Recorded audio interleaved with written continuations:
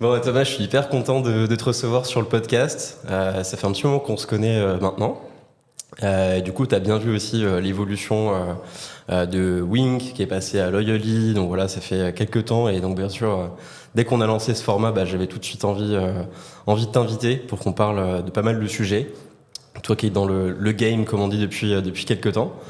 Donc tu es assez présent sur LinkedIn. Email Club, c'est une agence que tout le monde connaît quand on parle de clavier aujourd'hui, en tout cas en France. Mais voilà, pour ceux qui te connaîtraient pas encore, est-ce que déjà tu peux peut-être te présenter rapidement et puis voilà, n'hésite pas, tu vois, comme Paul Louis l'a fait la dernière fois, à nous raconter un peu tes hobbies en dehors du taf, si tu fais du jardinage, si tu as d'autres trucs, c'est toujours cool d'avoir cette info-là. Trop bien. Merci beaucoup pour l'invitation. Très content qu'on ait pu trouver une date, Ouais. puisqu'on travaille ensemble étroitement. Mais bon, moi, j'habite pas en France, donc on a mis du temps à arriver à se caler. Je m'appelle Thomas, je suis fondateur d'Email Club. On est une agence de CRM, donc on accompagne des e-commerçants principalement dans leur rétention, donc automatisation, email, SMS, WhatsApp, et en particulier des programmes de feed aussi. J'habite actuellement en Andorre, plus je vadrouille un peu. Donc moi, je fais pas trop de jardinage, j'ai pas de maison, mais plus du VTT, du ski, des choses comme ça. C'est pour ça que je suis en Andorre. Très cool, ouais, j'avoue, Entre c'est autres. le bon endroit pour ces trucs-là, ouais. Ouais. Trop bien. Et ben écoute, aujourd'hui on va pouvoir parler, donc tu l'as dit, de pas mal de sujets autour de la rétention client. Donc on va parler un peu de mailing, de fidélité, de WhatsApp, les tools un peu que tu utilises. Il y a aussi des bonnes pratiques. Le but c'est aussi bien sûr de donner des tips vraiment activables pour les marques qui vont nous écouter. Donc écoute, très très hâte de lancer cette conversation. Et peut-être pour commencer, toi du coup qui connais maintenant bien l'écosystème e-commerce, je sais que vous avez aussi quelques clients aux US. Je voulais un peu avoir ton sentiment, ton retour un peu depuis ces dernières années sur ta perception un peu de l'écosystème e-commerce en France. Et puis pourquoi pas aussi, je serais intéressé de voir un peu ce que tu penses de celui des US et comment peut-être l'un influence l'autre. Ouais, écoute, nous, on est présent sur différents marchés, en particulier en France, où c'est un peu plus de la moitié de nos clients. Ok, Et après, sur d'autres marchés et un peu aux US. ok, Écoute, ça fait 3 ans qu'on a commencé avec Email Club. Je dirais que un des trucs intéressants, c'est que tout le monde progresse et tout le monde progresse vite. En vrai, déjà, on a eu de la chance, c'est qu'il y a pas mal de nos clients qui ont fait des belles croissances et de tes clients aussi, où du coup, tu as plein d'enjeux nouveaux qui arrivent, donc ça, c'est cool. Euh, Ce qui a pas mal évolué en France récemment, on va dire que tu as de plus en plus de marques qui s'intéressent à la fidélité. Et donc c'est pour ça qu'on se parle pas mal aussi. Donc ça, c'est vraiment des sujets qui sont sympas, qui sont quand même particulièrement intéressants si tu fais un certain volume. Au début, c'est moins intéressant. Et donc, par rapport à ça, après, moi, un- je suis pas très intégré dans l'écosystème aux US, puisqu'on est ok. tout petit. On a 10-15 clients qui sont majoritairement des Français qui vont aux US ou des petites boîtes aux US. Enfin, pas des petites boîtes aux US. Et en vrai, c'est pas des petites boîtes, mais souvent, c'est des Français plutôt que je D'accord. connais par ailleurs. Les grosses différences, on fait pas du tout de WhatsApp, par exemple, quasiment Ah pas. ouais, ok. Tu as une grosse culture plutôt du SMS là-bas, que tu vas pas trop avoir ici. On a les SMS depuis très longtemps et vraiment pas cher aussi, donc on peut s'amuser. Ouais. Et après, je pense qu'on a beaucoup de marques en France où on regardait les US. Sur les emails, là où c'est intéressant, c'est que c'est parce que les emails, c'est quand même mon gros sujet.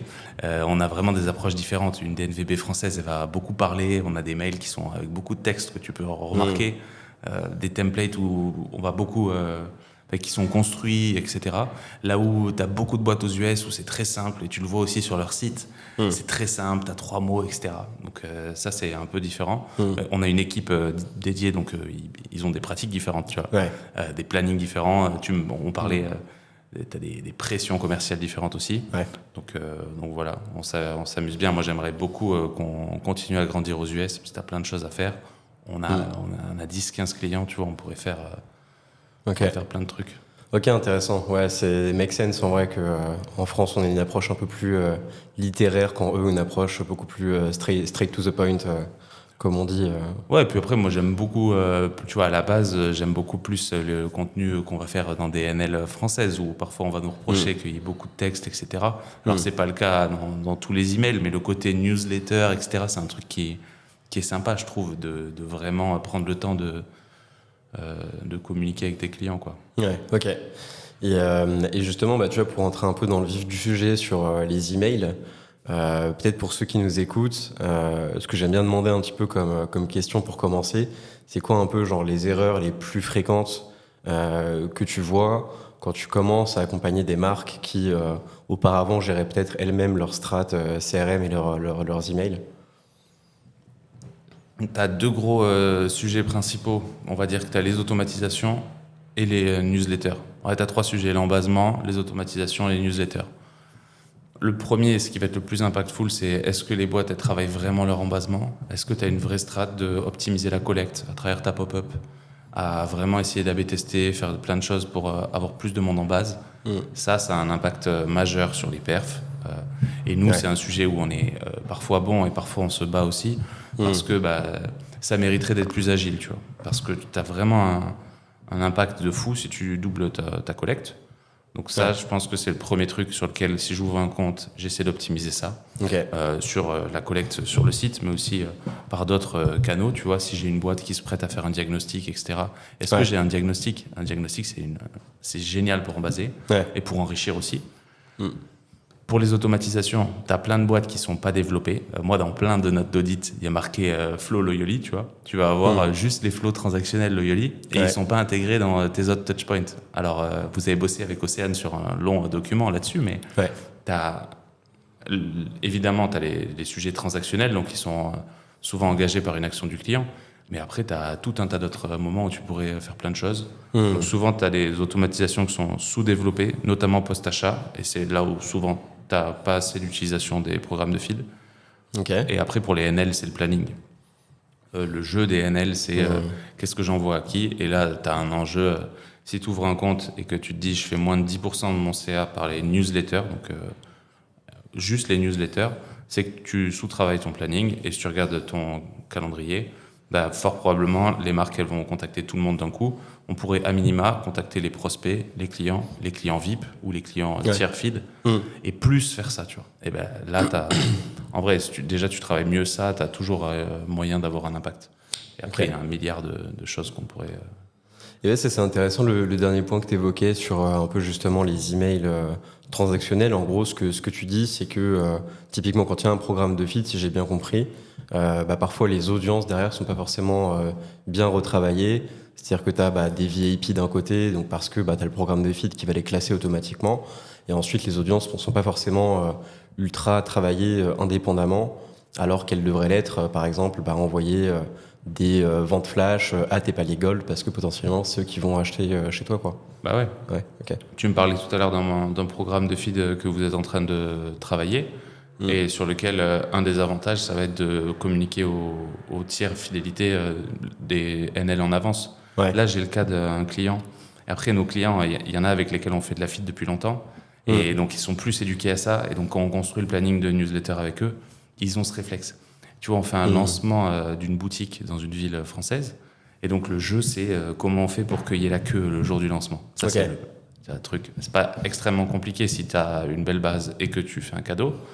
Et donc, tu vois, le client, il nous dit direct, bon, et puis voilà, on va prendre ces 2 tiers de fidélité. Eux, on va leur écrire, leur dire que parce qu'ils sont des clients VIP, ils sont évidemment invités et qu'ils ont juste à RSVP. Alors que les autres, on va leur dire, faut que vous vous inscriviez.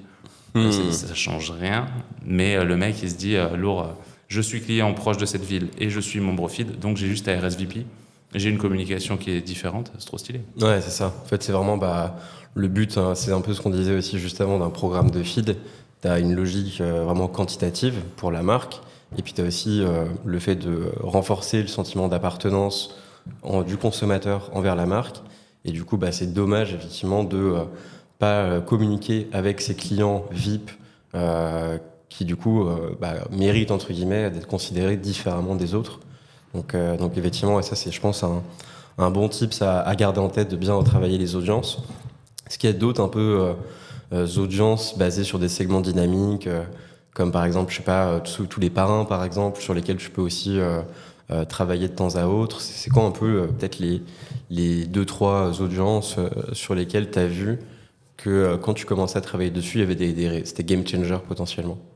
Bah, en vrai, ça dépend de ton client. En gros, nous, on a des clients qui vont vendre des produits qui se prêtent à un repeat rapide Ouais. et des clients qui se prêtent à un repeat pas rapide. En vrai, ça n'a rien à voir sur ce que tu fais comme segmentation. Ok. Il ne faut pas oublier que la segmentation, ça induit une charge de travail supplémentaire. Donc, moi, je ne recommanderais pas à quelqu'un qui le fait en interne de sur-segmenter parce que il va falloir faire X. Ok. Parfois, c'est intéressant de quand même prendre des shortcuts. Tu vois, ce dont je te parlais pour la boutique. En vrai, c'est rien, c'est 15 minutes de taf supplémentaire de personnaliser le truc. C'est quand même beaucoup mieux comme expérience. Ouais, Donc, nous, tu vois, on va privilégier déjà à minima, si tu veux juste sur l'aspect perf, ça va être de différents. En vrai, c'est un peu de la fidélité quand même.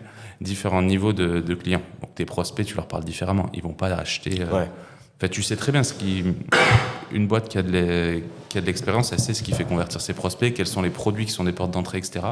Donc, eux, c'est cool si tu leur parles différemment.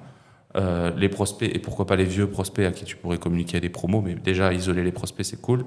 Ensuite, souvent, les clients, ils se rendent compte qu'à partir d'un certain nombre de commandes, les clients, ils se comportent pas pareil. Donc, je sais pas moi, un mec qui a acheté 1 ou 2 fois, tu vas peut-être avoir une pression supérieure à multiple time buyer. Et tu vois, j'avais un call cette semaine avec un client qui fait une grosse offre et on est un peu des forceurs, tu vois. On envoie possiblement 2 mails le dimanche, 2 mails le lundi sur les derniers jours, tu vois. Ok. Ce qui est très, très relou. Mais le deuxième mail du dimanche, tu vois, on va segmenter pour que les clients les plus engagés, on les laisse un peu plus tranquilles parce qu'on sait que eux, ça sert à rien de les saouler. Ouais. Donc tu vois, déjà, tu peux jouer sur ta pression avec les first et second time buyers et puis les multiple time buyers, déjà, ça peut être cool. Et après, ça dépend de ta typologie de produit, mais je sais pas, moi, je lance un déo. J'avais un déo avant, je fais une nouvelle formule de déo. Bon, c'est cool si tu segmentes les mecs qui ont déjà acheté ton déo d'avant et puis ceux qui ont acheté le déo, ceux qui l'ont jamais acheté. Et pourquoi pas, ceux qui ont acheté le déo avant et qui t'ont mis un mauvais avis, tu peux encore plus leur parler différemment, pourquoi pas leur offrir, etc.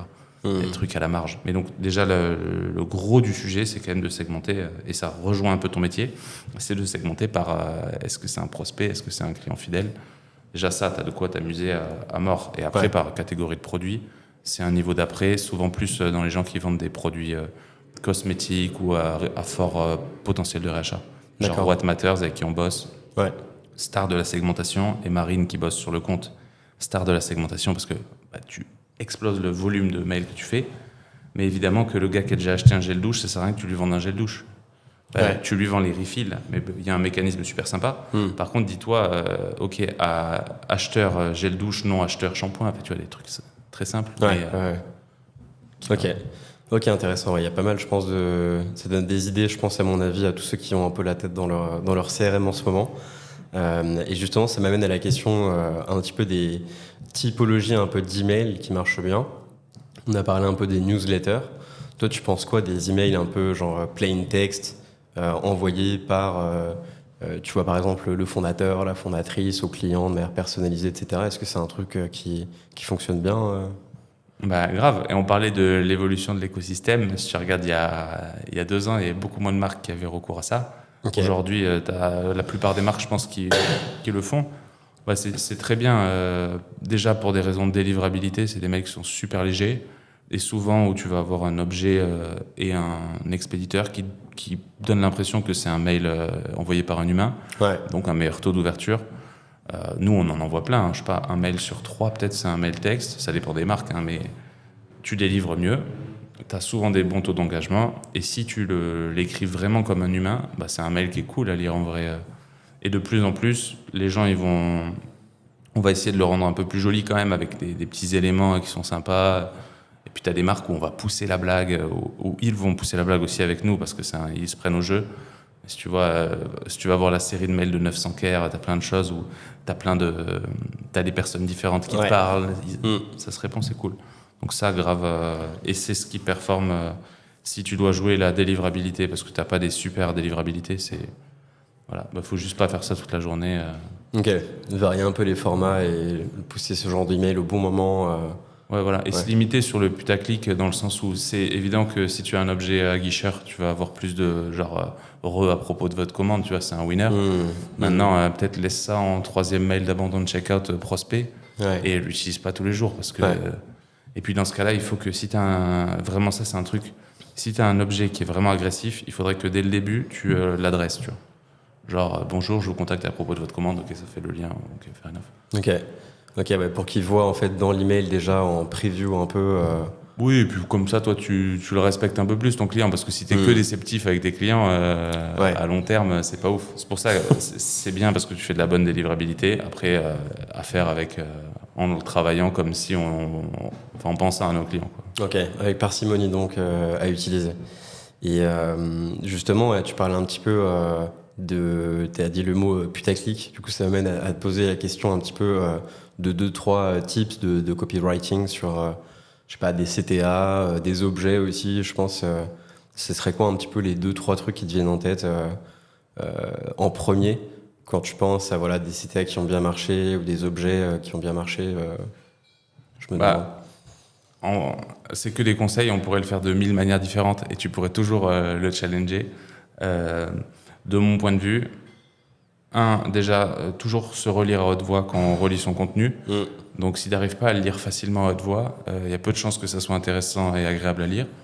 2, ça serait cool de pouvoir cut une bonne partie. Si quand tu te relis, tu cut pas une grosse partie, c'est peut-être que, tu vois, c'est un de nos clients historiques qui disait tout le temps ça à mon équipe. Je lui passe le bonjour à Emeric de 900 Care, qui, dès le début de la collab, il disait, ouais, si vous avez pas cut 30%, c'est que vous avez pas assez enlevé des trucs, tu vois.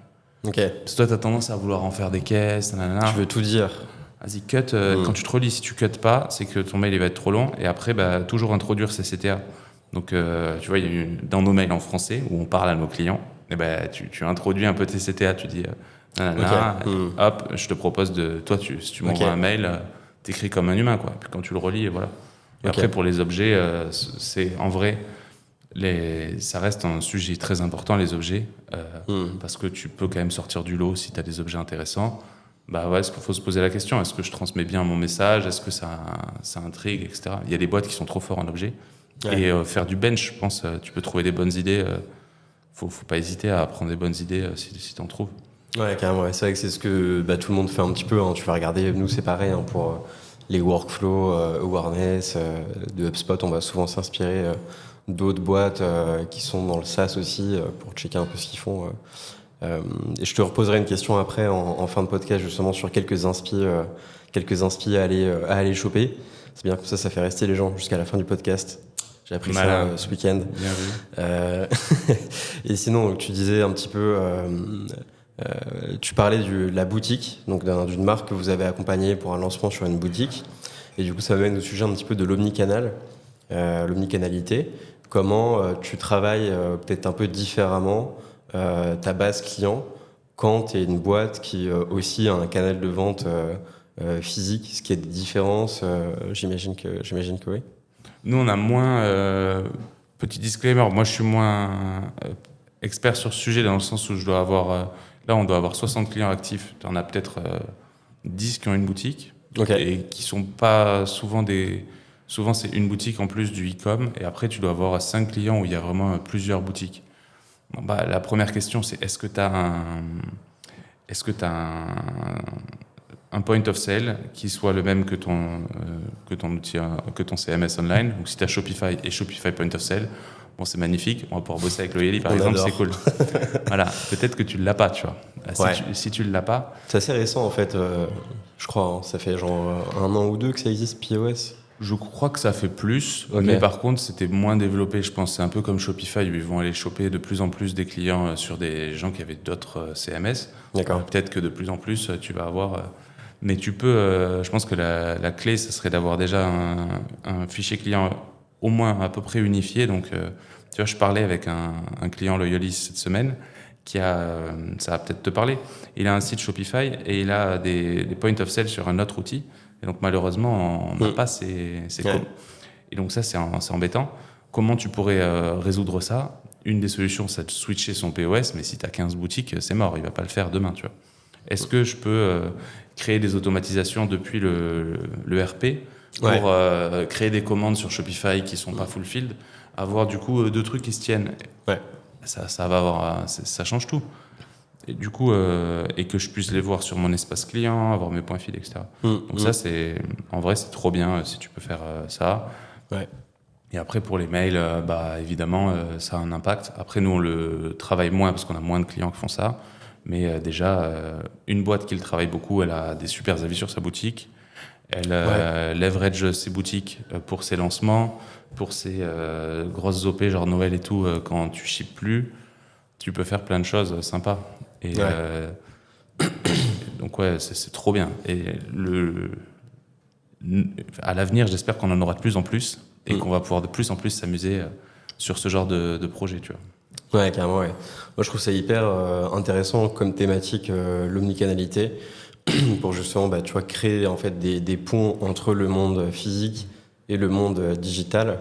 On en parlait l'autre jour, je crois, avec PL. C'est vrai que tu as beaucoup de DNVB maintenant qui, pour passer la next step, vont aller ouvrir des points de vente physiques. Et à l'inverse, tu as les plus grosses boîtes aussi qui font le chemin exactement au contraire. C'est-à-dire, elles ont plein de boutiques physiques. Maintenant, elles sont pas très fortes sur le digital. Et du coup, elles, justement, copient un petit peu ce que font les DNVB. Elles s'en inspirent pour pouvoir être fortes aussi sur ce canal-là. Et du coup, je trouve que ça amène beaucoup, de plus en plus, j'ai l'impression en tout cas, à mon échelle, que y a de plus en plus ce sujet un peu de l'omnicanalité qui est en train d'arriver et voir comment d'un point de vue expérience client, tu arrives à tu vois, créer des synergies entre ton point de vente physique, ton e-shop, ton support client, tes avis, tes réseaux sociaux. Et ça c'est, je trouve hyper passionnant. Avec tous les outils qu'on a, on a tellement accès à beaucoup de données qu'il y a des trucs hyper cool à faire, à mon avis, dans les prochains mois. Ouais. Et pour vous, comme pour nous, en loyalty et aussi en CRM, j'étais l'autre jour de passage à Paris. J'achète dans une boutique d'une marque qu'on ne citera pas, mais qui a plein de points de vente et qui vend en ligne et que je connais à la base par la vente en ligne, mais j'avais jamais acheté. Okay. Et au moment de payer, le vendeur me demande mon mail parce que c'est là que j'aurai le ticket de caisse. Et il me dit vous inquiétez pas, je vous inscris pas à la newsletter. J'étais là, j'avais pas envie de l'emmerder parce qu'en plus j'étais pressé. J'étais là, putain, tu me brises le cœur, genre vas-y, vends-moi la newsletter plutôt. Et du coup, ils vont plus me recontacter derrière. C'est trop dommage. Alors que s'il avait bossé dans si c'était une marque type notre type de client, où nous on est des gros relous, on va tout faire pour te faire t'inscrire à la newsletter. Parce qu'après je vais te faire revenir. En plus, je leur ai acheté un pull, je pouvais leur acheter plein d'autres trucs. Il m'a brisé le cœur. Et donc, du coup, l'omnicanalité, c'est trop bien parce que, tu vois, avec le Yoli, tu vas pouvoir en baser aussi en boutique. Et tu as une excuse pour en baser qui serait clair. Cool. Tu te dis, imagine le vendeur te dit, est-ce que ça te dit que je te crée un compte client? Donc, en vrai, entre guillemets, le prétexte du ticket de caisse, ça, c'est quand même pépite. On va pas se mentir. Parce que tout le monde, plus personne. Tu lui donnes ton mail. Voilà, tu lui donnes ton mail. Et puis après, il dit, au fait, est-ce que ça te dit de créer un compte pour comme ça avoir 10% sur ta prochaine commande? Ouais frère, genre je suis hyper chaud, tu vois. Ou avec ton pull, t'as déjà 150 points, vas-y fais-le. Ouais, voilà, c'est ça, encore mieux. Trop bien. En fait, donc du coup, super. J'ai hâte qu'on ait de plus en plus de projets omnicanal pour faire du CRM. Ouais, ça va être cool, ouais. Et justement, donc en parlant du CRM et de la partie un peu rétention, donc là je nous emmène un peu sur notre sujet commun. On avait sorti donc petite page de pub, un contenu en commun qui est très cool sur les 11 emails indispensables pour les programmes de feed. Donc du coup, n'hésitez pas à aller checker ça déjà pour commencer. Merci à Océane. Merci Océane. Et Flof, qu'on embrasse, qui ont fait du super boulot. Gros travail commun. Très, très bien, je vous le recommande si vous avez pas ces 11 types de mails qui sont live et que vous bossez avec le Yoli, je vous recommande de regarder.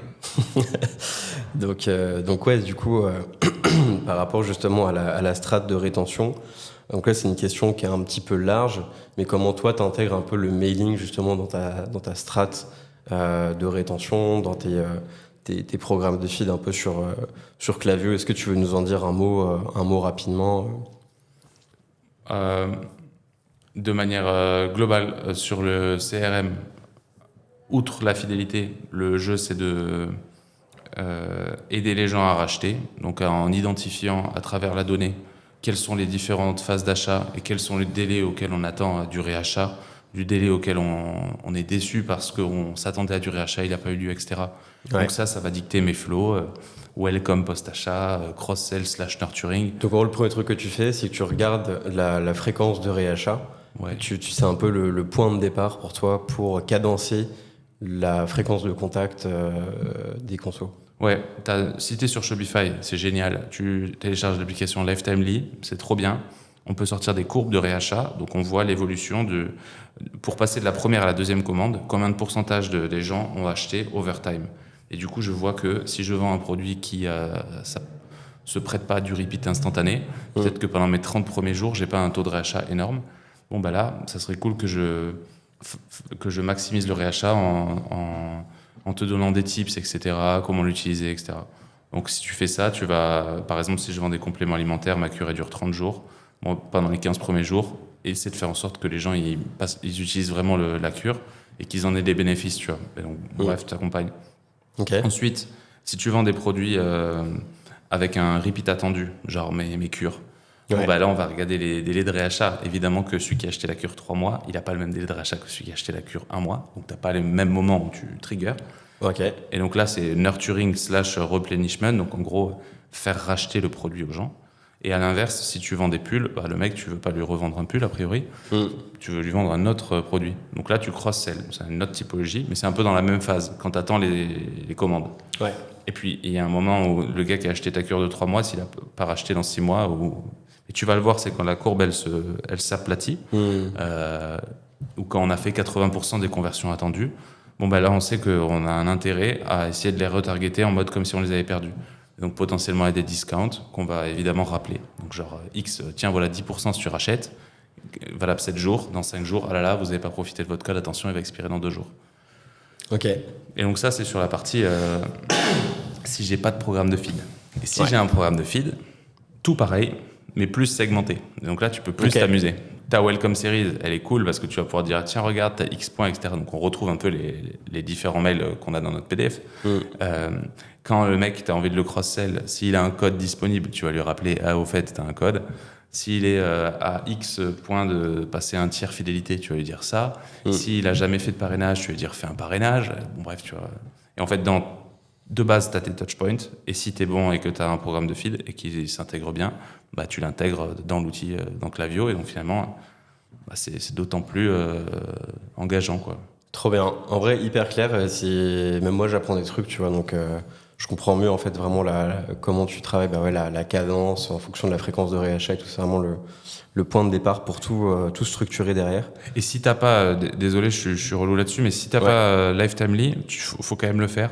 Faut juste essayer de trouver une autre manière de sortir ces courbes. Ouais. Un outil comme Klaviyo te permet pas ouf bien de le faire, mais tu peux le faire. Okay. Et ils ont notamment un outil qui s'appelle Advanced Analytics. Okay. Pour ça, faut les contacter.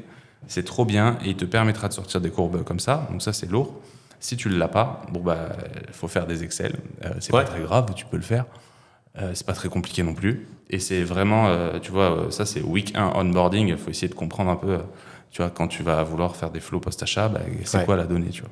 Ouais, carrément, ouais. Ok. Voilà. Donc, ouais, Lifetimely, Sur idéalement. Shopify, Lifetimely, c'est trop bien. Ok. Et puis sinon, un bon vieux Excel, voilà, comme on aime, ça te parle. Ça marche toujours. C'est un peu plus chiant, quoi. Mais ouais, ça permet de s'approprier au moins vraiment le truc, quoi. Donc c'est vrai que je pense que c'est une étape quand même indispensable, en fait, sans laquelle tu peux rien faire derrière, comme tu l'as dit. Avant les flows post-achat, ouais, c'est essentiel. Ouais. Après, le bon sens te permet quand même de faire des bons choix, tu vois, sur les cures de 1 mois, 3 mois, etc. Ouais. Mais ouais. Idéalement, ouais, tu as une approche vraiment basée sur ta data.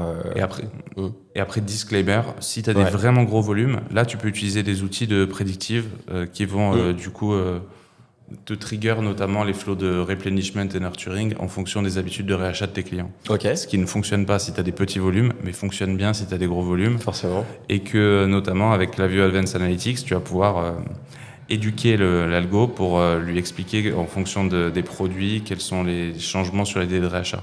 Typiquement, si tu vends des cures, ne pas utiliser ce trigger parce que le trigger de base il prend pas en compte que le mec il a acheté 3 mois ou 1 mois. Donc du coup c'est débile, les flows ils vont pas faire sens pour le client. Ok, je comprends. Mais tu vois, tu peux t'amuser à l'avenir avec l'IA à avoir potentiellement de moins en moins besoin de faire ça, qui ne peut pas être meilleur qu'une IA qui serait vraiment intelligente et qui sait le délai de réachat normal des gens qui ont acheté une cure d'un mois, tu vois. Ouais, c'est clair, ouais. C'est vrai que ça va être sûrement une évolution assez intéressante. Est-ce que par exemple Polar Analytics, c'est un outil qui te permet de faire des choses comme ça Nous, on utilise moins, je pense que Polar, c'est plus côté, acquises peut-être côté analyse, tu vois, Ouais. Ouais, c'est hyper complet, tu vois. Ouais. Mais ça, c'est plus côté, ouais, une fois que tu as fait les achats, enfin, une fois que tu as fait t'as fait ton taf de CRM, quoi, tu vas regarder ce qui se passe, comment se comportent tes cohortes et tout. Donc, je dirais que nous, à l'avenir, c'est soit Klaviyo qui progresse sur l'IA et ça va faire le truc, soit tu as des outils, tu dois bosser un peu avec Quantify ou des choses comme Ouais, ça, oui, il y a Quantify. qui proposent ce Ouais. genre d'approche. Ou alors, à l'époque, tu avais Relo et il y en a d'autres. Ok. Mais on le fait moins. Nous, sur nos clients, puisque souvent, ces outils n'étaient pas assez développés et en plus, les volumes, ils s'y prêtent moins, je pense. Si tu as 15 refs, en vrai, c'est tout quand tu fais ton analyse et je pense que tu as une bonne base. Ok, intéressant de voir comment ouais, ça va évoluer toute cette partie un peu prédictive aussi avec tout ce qui se fait sur l'IA aujourd'hui. Très cool. Et petite question, toujours pour compléter sur la fidélité. Donc bien sûr, il y a ceux qui voudront vraiment creuser le sujet, qui vont aller télécharger les 11 emails de contenu qu'on a produits ensemble. Est-ce que toi, tu as d'autres tips un peu pour promouvoir ton programme de feed par email, soit tu vois, en utilisant des variables. Nous, par exemple, ce qu'on dit assez souvent de manière, voilà, je pense que c'est un des trucs qui te vient en tête en premier, c'est pas hésiter à utiliser le nombre de points dans un bandeau, dans quelques emails pour dire, rappeler à ton client qu'il a tant de points de fidélité, qu'il est sur tel palier VIP. Ouais, est-ce que tu as d'autres petits trucs comme ça qui te viennent en tête pour augmenter l'engagement en fait sur un programme de feed côté CRM? Est-ce que j'allais te dire exactement ce que tu m'as dit. Ok. Je pense que le truc qui va avoir le plus d'impact si tu regardes dans un an sur le taux d'utilisation de ton programme, c'est à quelle fréquence tu l'utilises dans les newsletters. Ok. Et souvent, tu as deux types de programmes de fidélité. Tu as des trucs qui vont être bricolés et construits à la main sur des outils comme Klaviyo, qui sont à la fois très bien, mais facilitent pas ça, parce que tu as une plus Ok. grosse marge d'erreur pour faire ça. Ok. Et l'intérêt des outils de fidélité, entre autres, mais l'intérêt majeur, ça va être la facilité de réutilisation du programme dans les NL, puisque, Ouais. bah oui, toi, tu vois, par exemple, tu vas pas me demander de faire, si j'ai 3 tiers, de me faire 4 NL à chaque fois. Tu vas Ouais. juste la personnaliser de manière Oui. quali, sans trop de risques. Ouais, Tu je vas comprends. pouvoir le faire autrement si tu as un programme construit à la main, mais c'est un peu plus de taf avec des show and hide et des choses comme ça Avec des quoi, pardon? show and hide, des trucs pour cacher des blocs, mais Show and hide, ok. qui alourdissent la newsletter. Donc ouais. Mais si tu l'utilises Ouais, je comprends. tout le temps, c'est sûr que c'est là que tu as un impact, parce que Hmm. t'as pas tout le monde qui achète tout le temps, donc les flows, ils vont pas les recevoir à chaque fois, tu vois. Ouais, ouais. En revanche, si tu fais de la NL, ouais. Ok, intéressant. Et après, donc ouais, tu vois, maintenant sur la partie un petit peu plus benchmark, je pense que ça peut être cool aussi pour les marques qui nous écoutent de donner un peu, qu'ils puissent un peu se projeter, se comparer. Bien sûr, je sais que tu vas me dire que ça dépend vachement des industries, des secteurs, etc. Où bah voilà, il y a de la fréquence de réachat et voilà, tout ça, c'est bien sûr, ça a un gros impact sur tout ça. Mais je voulais quand même te poser la question. C'est quoi pour toi, genre un bon taux d'ouverture, de clics, de conversion, de spam, si tu as un peu un bench général? Ouais. Alors, tu l'as dit, le seul problème, c'est que tout est relatif. Ouais, Et notamment en fonction de ta segmentation, puisque si tu shootes à toute la Terre, donc toute ta base, versus si tu shootes à des gens engagés, tu n'auras pas les mêmes taux d'ouverture. Ça ne veut pas dire que, tu les livres sensiblement mieux. Moi, j'aime bien regarder. Avoir des taux d'ouverture cibles qui sont entre 35 et 45%, tu vois, ok. sur des segments de base. Hein. Évidemment, Quali. sur ton segment tiers or, tu as plus, mais Ouais. je veux dire, c'est normal. Hmm. Des taux de click-through rate, donc CTR, Ouais. clic sur ouverture, qui sont et donc ça c'est plutôt ça qui est intéressant pour le contenu, enfin pour l'intérêt du contenu, qui sont entre 5 et 10%. Ça c'est vraiment cool. Ok. Tu vois. Et ils vont être plus élevés sur des tiers élevés ou sur des clients fidèles. Et ils vont tourner à 3, 4, 5% sur des prospects. Ça c'est lourd. Ok. Sachant que les ouvertures sont en partie et pour beaucoup simulées par Apple Privacy Open depuis fin 2021. D'accord. Donc avec des ouvertures qui sont simulées par Apple pour protéger ses utilisateurs. Une DNVB en France, elle a en moyenne entre 50 et 70% de Apple Privacy Open. Une D'accord. boîte aux US, elle a 80%. Ok. Donc c'est pour ça que tes ouvertures, voilà. C'est à prendre avec des pincettes le taux d'ouverture, ça veut pas. Ce qui va vraiment faire la diff à la fin, c'est le CTR, comme tu dis, quoi. Exactement. Et tu peux l'exporter. Donc, si vous faites un export de campagne, si vous bossez sur Klaviyo, on peut voir les Apple Privacy Open et donc avoir une idée de ça. D'accord.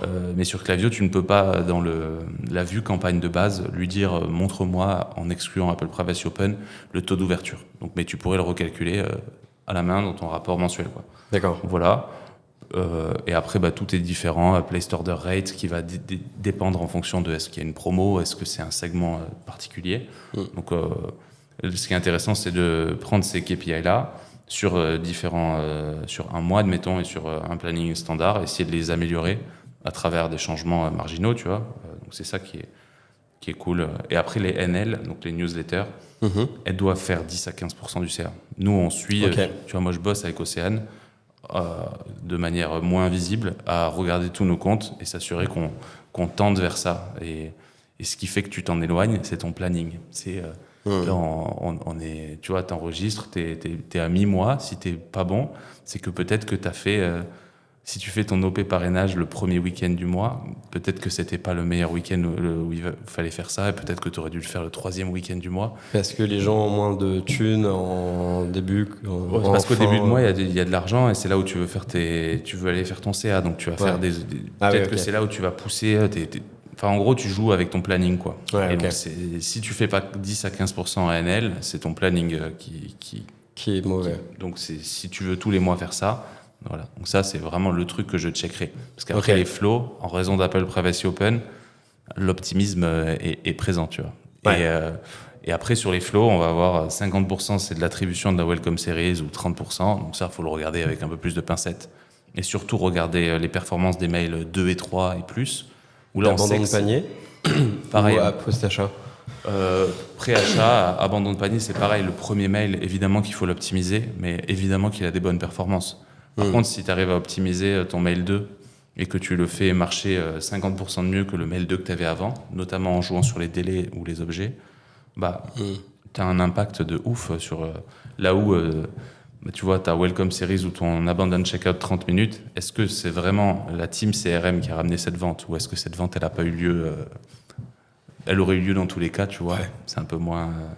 C'est la question qui restera toujours sans réponse. C'est ça. Et même, ça vaut pour toutes les étapes du funnel. Hein. Ouais, après, nous, dans la rétention, on est vraiment ceux qui doivent le moins faire les malins, parce que nous, on ramène moins de gens sur le site. Donc, sur les newsletters, on est plus serein sur nos performances, parce que tu vois que tu as drivé les gens sur le site. Ouais. Sur les premiers touchpoints des flows, pré-achat, souvent, tu as beaucoup d'optimisme. D'accord, ok. Bien noté, hyper cool d'avoir un peu ce benchmark-là. Et puis, sur la partie un petit peu spam, du coup, et taux de délivrabilité, j'ai l'impression que c'est un peu un sujet obscur parfois pour certaines marques qui se disent, c'est le taux de délivrabilité, vas-y, tu vois, j'envoie des mails et puis on verra, tu vois, il y a bien des mecs qui vont les recevoir.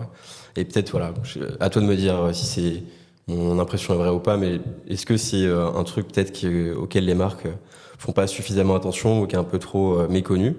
Est-ce que toi, justement, tu as un peu des conseils pour faire attention ou pouvoir améliorer sa délivrabilité et éviter de se mettre en spam? C'est hyper important puisque ça a un impact de fou sur tes performances. C'est très dur à mesurer dans le sens où tu n'as aucun outil qui va te montrer vraiment le pourcentage de personnes qu'il a mis en spam. Donc, par exemple, sur Google Postmaster, tu vas pouvoir mesurer la réputation du domaine. Enfin, tu vas pouvoir observer la réputation du domaine et la réputation des IP et le taux de mise en spam des utilisateurs, mais ce qui est ridiculement faible dans un e-com normal. D'accord. Donc, les clients, ne les mettent pas d'eux-mêmes en spam, tu vois. Ils sont pas, à moins qu'ils soient extrêmement relous.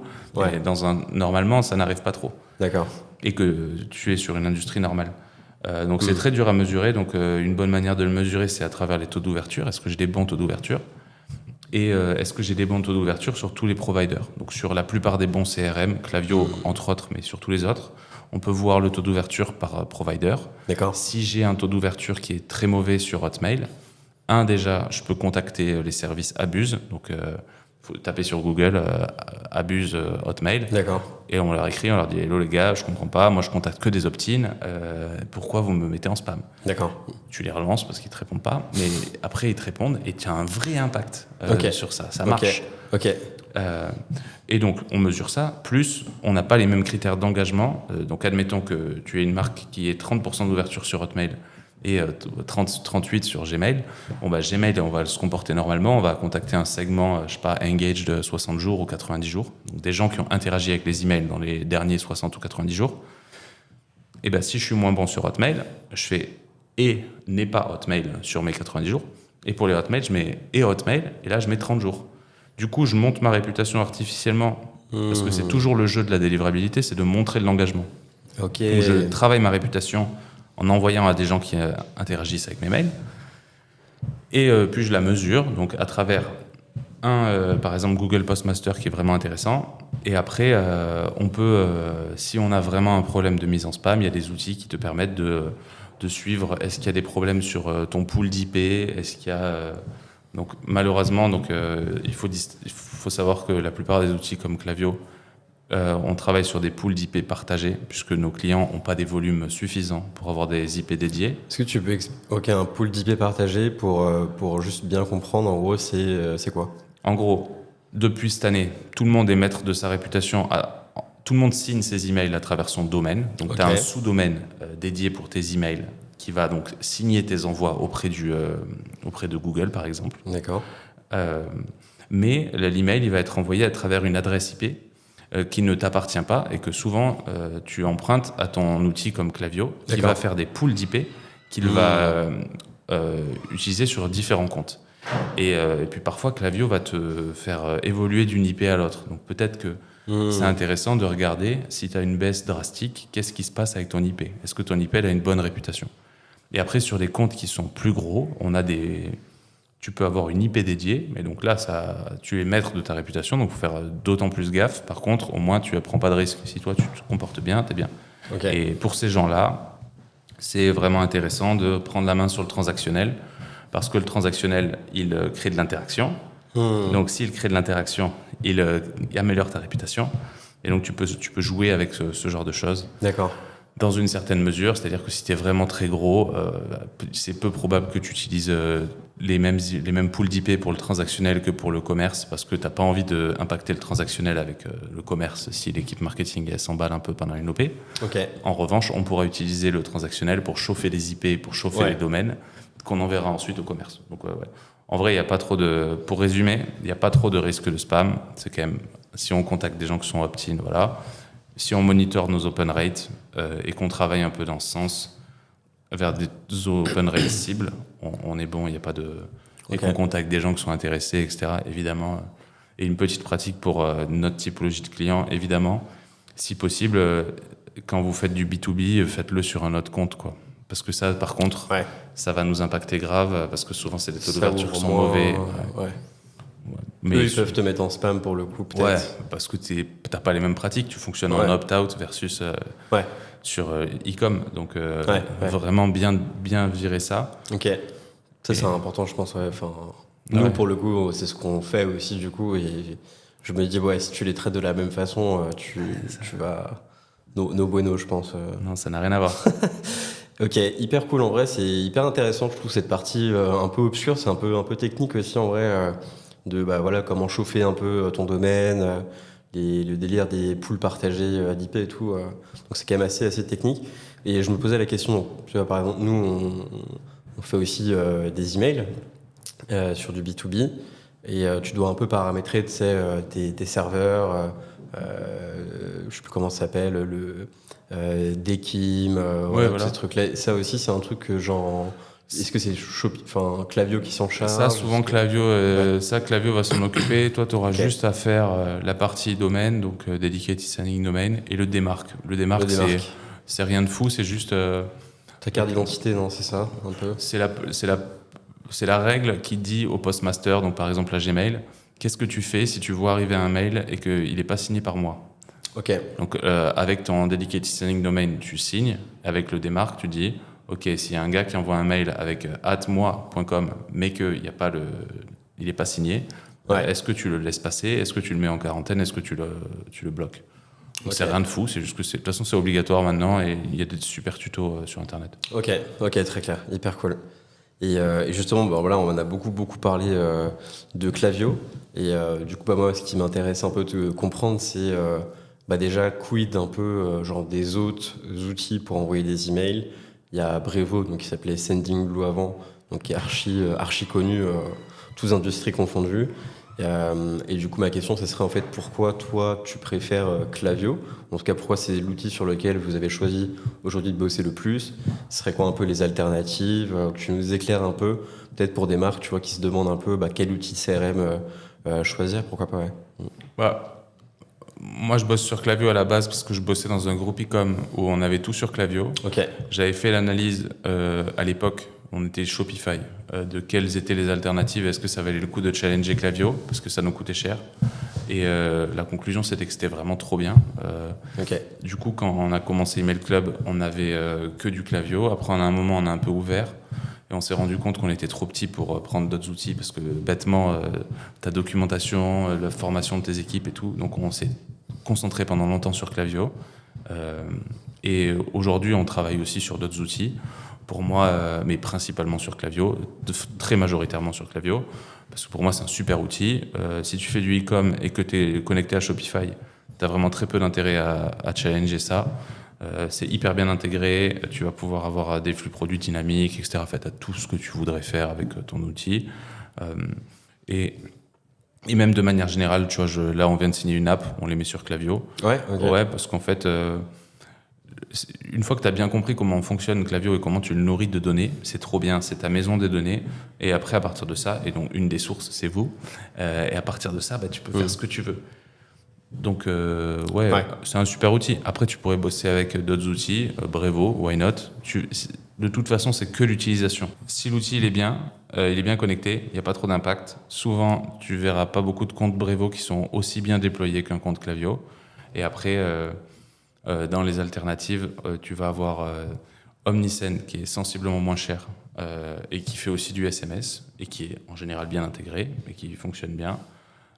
Et puis, on va avoir des cas, des entreprises qui vont bosser avec SendGrid, qui est particulièrement pratique si tu joues avec les domaines, les IP, etc., mais qui est beaucoup moins sympa pour faire de email automation. C'est pour ça qu'on utilise Klaviyo. D'accord.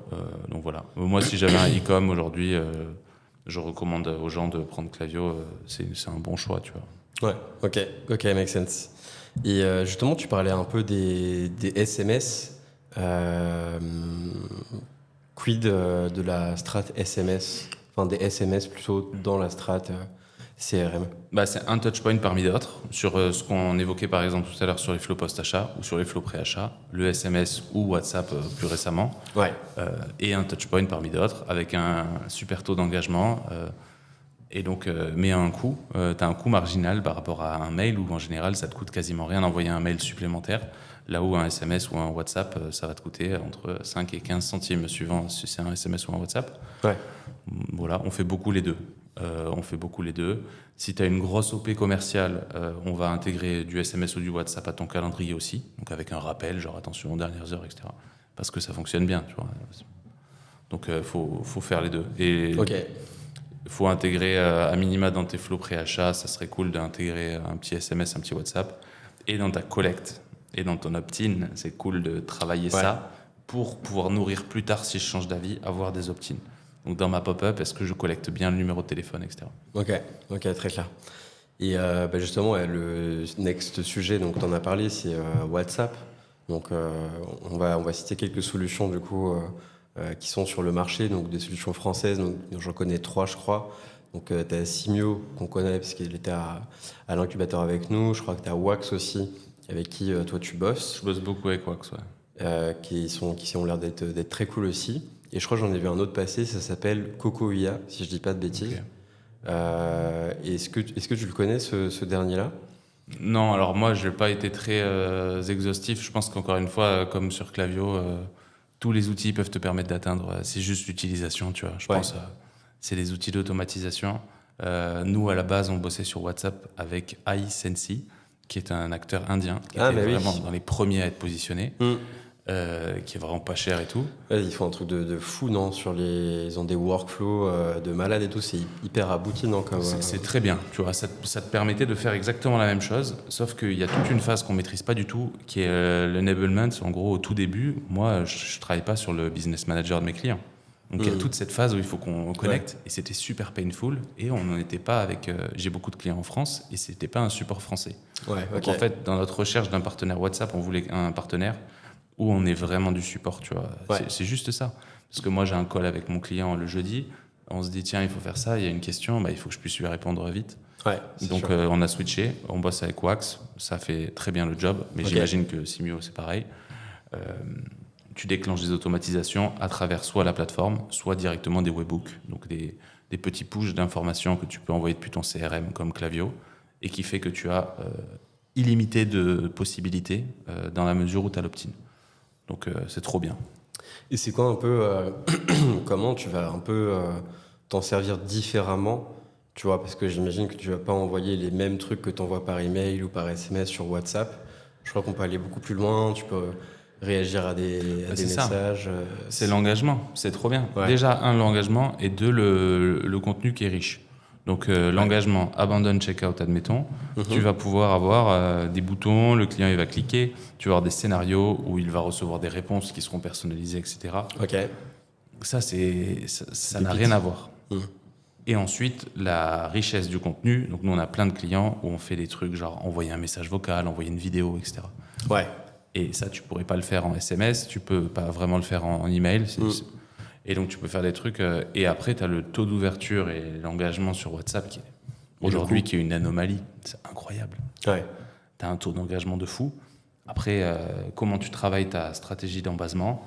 Nous, la plupart de nos clients, ils font des campagnes, ils disent voulez-vous rejoindre le club WhatsApp, etc. Okay. Et on va embaser de cette manière-là. D'accord. Et puis après, mettre à jour le checkout sur ton site pour embaser WhatsApp, mettre à jour ta pop-up.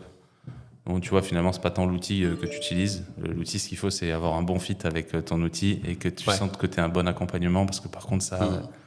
Sur des solutions nouvelles, entre celui qui va beaucoup l'utiliser et celui qui va à peine l'utiliser, c'est pas le même ROI, tu vois. Ouais, bah bien sûr, ouais, bien sûr. Ouais. Et non, hyper intéressant. Et puis peut-être que bientôt on verra qu'il y a des possibilités aussi avec des outils de feed comme Loyoli pour justement générer des opt-ins sur WhatsApp et faire d'autres trucs sympas. Donc, très bien ça. Ouais. Très très bien. Donc ça va être très très cool. On a hâte de se lancer là-dedans. Et puis écoute, cool, on a une super conversation. Ouais, je suis très content. On a parlé de plein de sujets et je pense que ça va carrément aider les marques qui se posent un peu des questions sur les benchmarks, les trucs auxquels faire attention dans leurs emails, comment choisir son bon outil de CRM, quid des SMS, des WhatsApp, etc. Et aussi la partie un peu plus technique aussi sur comment je cadence en fait mes séquences, mon messaging, la fréquence de contact et tout. Donc très cool, beaucoup de valeur apportée. Et du coup, donc, j'aime bien finir par ça. C'est un peu typiquement genre si en gros tu avais un conseil, par exemple un truc que tu as dit tout à l'heure qui était assez cool, je trouve, c'est quand tu envoies un email, tu relis ton email à voix haute et j'entends cut 30%. En gros, genre ça c'est un peu un truc qu'on pourrait écrire les 11 commandements genre des emails. Est-ce que tu en as un peu un autre comme ça qui te vient à l'esprit Dans le même genre, pour faire la suite de ça, et je pense que tu dois le faire aussi en B2B, moi tu vois, je rédige mes mails quand c'est des trucs importants, un peu structurés et tout, et je reviens dessus le lendemain. Je suis un peu plus intelligent. Je dis à mon équipe, va faire un café, tu vois, et reviens avant de relire. Tu reprends un peu plus de recul, tu vois. Ce matin, j'ai envoyé un mail un peu long, et juste j'ai changé 3 trucs où je trouvais que c'était pas très bien écrit, et je l'avais pas vu hier, tu vois, et ça m'a mis 2 minutes, donc j'ai grave optimisé mon temps. Ça, je trouve ça intéressant. Et après, de s'amuser, quoi, de réfléchir à c'est de l'expérience client. De chaque fois que tu me parles d'expérience client. Donc, qu'est-ce que tu pourrais faire de rigolo, etc. Et suivre des marques qui font des trucs marrants pour essayer de s'en inspirer. Mais après, beaucoup de bonnes idées que peuvent avoir des gens juste parce qu'en fait, ils se font confiance et ils tentent des trucs. Ouais, pas avoir peur de tenter des trucs, faire des trucs un peu qui sortent de l'ordinaire aussi. Ouais, tu as l'opportunité de parler à tes clients en direct, par email, par SMS ou par WhatsApp. Qu'est-ce que je pourrais faire de sympa, quoi. Ouais, trop bien. Et du coup, tu parlais, ouais, donc ça, c'est la promesse qu'on a faite C'est vrai. au début de l'épisode. Est-ce que du coup, tu as quelques marques un peu qu'on peut suivre dans leur strat CRM, d'emailing, etc., que tu pourrais recommander d'aller desquels s'inspirer? Ouais, alors je pourrais faire un conseil, et je ne suis pas affilié, mais Disclaimer. je trouve qu'il est vraiment bien son outil, et on l'utilise beaucoup chez Email Club. Il s'appelle Panoramata, Ok, qui est l'outil qui a été monté par Mehdi, que je recommande très fortement. ouais. Et en fait, vous allez taper les marques que vous suivez, et vous n'aurez plus à avoir la galère de les garder dans des dossiers sur Gmail, etc. Et vous avez une vue calendrier. Donc moi, je suis une marque de mode. Je trouve que Cézanne c'est stylé ou que Ouais. Balzac c'est stylé. Mm. Je vais cliquer sur qu'est-ce qu'ils ont envoyé l'année dernière pendant le mois de septembre et Ah je ouais. vais voir tous les trucs. Ah, c'est très très cool ça, hein. C'est très bien. Et alors il y a plein d'outils qui permettent de faire ça sur d'autres marchés. Pourquoi eux, je trouve ça cool? Parce que ils adressent particulièrement bien le marché français. Ok, Et quand il manque des marques, tu leur écris, ils les rajoutent. trop bien. Donc ça c'est cool. Ça vaut 100 € par mois. Ok. Mais ça les vaut 100 fois. Bah ouais, C'est hein. trop bien. Et je suis pas affilié vraiment, je suis juste un utilisateur. Mais je trouve que c'est trop cool. Donc, Ça fait gagner vachement de temps, j'imagine, pour ton benchmark, quoi. pour suivre Laisse les tomber. marques. Puis tu signes un client qui vend un distributeur de produits de piscine. Alors c'est particulièrement intéressant pour des gens comme nous aussi, mais bon, si tu es une marque, voilà, qui y a sur le marché, qui fait des trucs intéressants, ok, bah, je peux aller regarder. Tiens, j'ai telle saison, est-ce qu'il y a des trucs auxquels j'avais pas pensé? Tu vois, c'est tout con. Ouais, carrément. Et donc ça a un impact. Et aux US, Really Good Emails, c'est une des solutions, mais il y en a plein d'autres Ok. qui te permettent de faire ça. Voilà. Et après, sur les marques qui sont particulièrement bons, alors moi je pourrais faire la pub pour mes clients parce que vous trouverez mes clients sur mon site et il y en a plein. Le truc est à jour. Et Voilà. Par exemple, il y a genre Unbottle, il y a What Matters aussi qui fait des trucs très sympas. Unbottle, très très fort sur le contenu. Depuis le début, avant de travailler avec nous aussi, Sarah, elle est très attachée à son contenu et on travaille beaucoup avec eux sur le contenu des newsletters. Et aussi, les automatisations sont très poussées, mais vraiment, ils sont très forts sur le contenu. What Matters, très très bon sur la segmentation, sur les automatisations, etc. Voilà, après des 900 care, des Spring, c'est des boîtes qui vendent de l'abonnement. Donc souvent, ils sont très forts en automatisation. Et donc, tu as plein de choses hyper poussées. Et après, pour citer les gens qui bossent pas avec nous, tu peux suivre dans les mecs super agressifs, tu vas avoir Kabaya ou je crois qu'il bosse avec toi, Nubiance aussi. Nubiance, ouais. Voilà, j'adore Vladimir, il est agressif, tu verras un peu des choses sympas. Et puis, Kabaya, on aime beaucoup. Moi, je m'entends bien avec Marie, elle fait des trucs sympas. Notamment, ils sont bien développés, ils sont Shopify Market, etc. Donc, tu as plein de bonnes pratiques. Puis après, il y en a plein, ça dépend de ton industrie, quoi. Ouais, c'est vrai qu'Abaya, ils font des trucs assez cool. Ouais. J'avais reçu un mail, je crois, d'Emilien, justement, qui te dit, tu vois, que tu avais abandonné ton panier, etc. Du coup, je lui avais répondu à ça, Excellent. en mettant Marie en copie, et du coup, j'ai réussi à avoir un meeting avec eux. Ah, bien vu. Mais ouais, c'était... Donc, ne pas hésiter à faire ça. Faut pas trop que je le dise, sinon on va me piquer ma technique. Mais ils sont bons, tu vois. Ils sont bons, ils ont toujours été bons, et ils ont toujours fait... Emilien est très bon en marketing, il a toujours fait des super bons objets, il a toujours pris à cœur ce sujet, tu vois. Ouais, carrément, ouais. Trop bien. Et du coup, pour finir, dernière question, où est-ce qu'on peut te retrouver, te suivre sur LinkedIn, avec plaisir. J'essaie de poster sur LinkedIn de temps en temps, où on partage du contenu, des idées. J'espère que je serai plus visible cette année. Trop bien. Et ben écoute, on espère aussi pouvoir faire ça. Et puis plein de beaux trucs à suivre entre Email Club et Loyoli dans les mois à venir. Donc, merci beaucoup pour l'invitation et merci pour ton accompagnement aussi parce qu'on bosse ensemble sur plein de clients. Et donc voilà, ça fait partie, je le mentionnais tout à l'heure pour notre outil WhatsApp. Pour nous, c'est très important. Ça nous permet de tirer bien meilleure partie de l'outil. Donc merci beaucoup. Merci à toi. Trop cool, Thomas. Merci.